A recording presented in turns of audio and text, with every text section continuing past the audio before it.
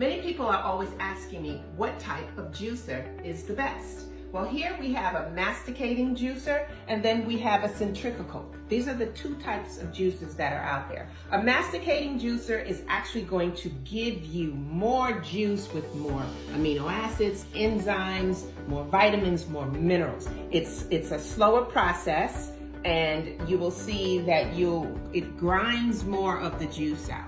Now, a centrifugal is really good, but it's not a slow juicer, so you might not get all of the enzymes, but it's still a good juicer. Let me show you. Here is the pulp from both juicers. My masticating juicer is on the left and my centrifugal is on the right. Now with the centrifugal, the pulp still contains more juice. Look at the paper towel to the right. There's still a lot of juice there. But on my masticating juicer, you can see it's very dry. So your masticating, which is a slower process, will give you more juice. Now the masticating juicer is also a little more expensive, but they are both still good.